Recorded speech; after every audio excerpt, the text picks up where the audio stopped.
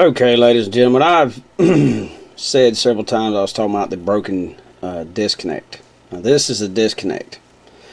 This is what allows the gun to fire, slide the cycle, and if you hold the trigger down like you're supposed to, reset everything, and then when you release the trigger, this little piece here does its job, and it reconnects the trigger and the sear.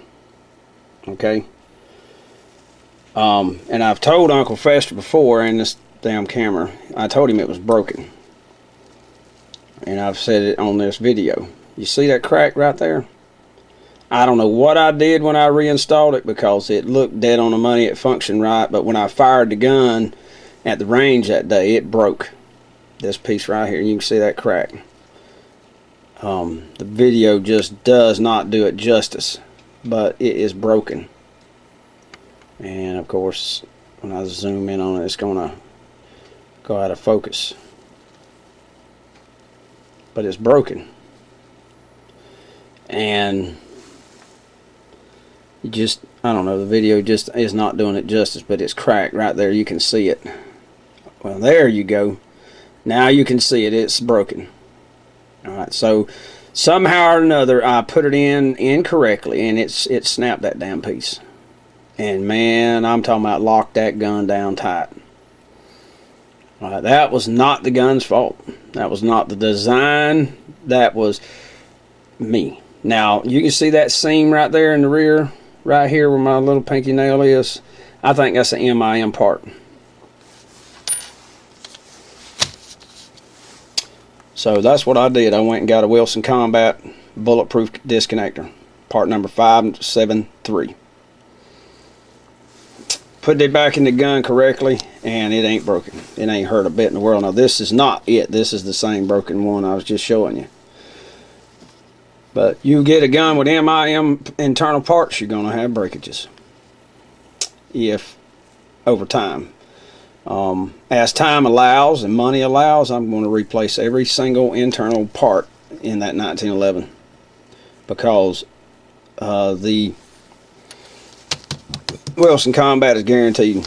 I mean, they're just awesome. And all the springs in my stainless 1911 have been replaced. I just took them out a few minutes ago. I was going to show you a comparison, but I suppose after being in the gun for, God, I don't know, a year and a half, 2 years now, it is the exact same length.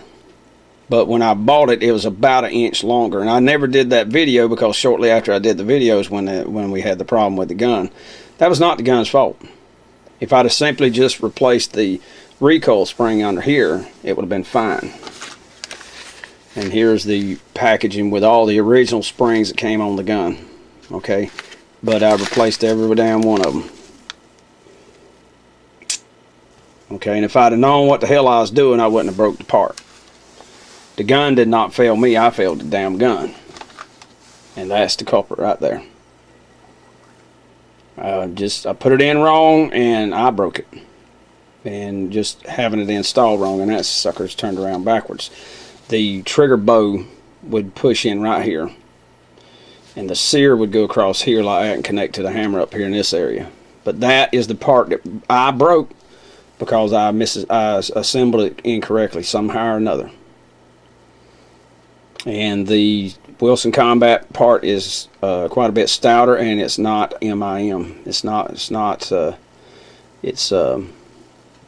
heat-treated bar stock, I think is what they make it. They machine it out of. But that is an MIM part, metal injected molding. And I'm not going to say that's, you know, that it was because it was MIM, that's why it failed. I just damn if I know. But you can see from that angle right there where the crack is, and under the bottom, if I get the damn angle right and quit screwing with the controls, you can see that crack. So I did something wrong. I broke that damn part, not the damn gun, not the design. And I replaced it. I mean, it took me a while to get around to it, and I really thought, okay, Initially I couldn't see the crack in it. I didn't really examine it that close. but you can see it. Pretty as the damn day is long. It is a not a defective part, a broken part that I caused. Simple as that. And the new one's in the gun, and it works flawless. Last night I ordered the complete assembly guide for the 1911, as well as the brand new Wilson Combat. And of course it hasn't come in yet, but I'll show it when it does. But I'm going to replace this extended slide lock with the real deal, with the original style.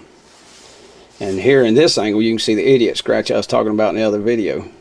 That's from inexperience, big time. Once you learn how to do it, you'll be a whole lot better off. But yeah, that gun's used, beat up, and it still runs like a rape tape, except for when I put my damn finger on this. Once I get that new one, I'm going to get 100 rounds. I'm going to run right straight through the damn gun just to prove a point. It is reliable as long as the operator understands how to use it, number one. Number two, doesn't do something stupid like break the damn disconnect.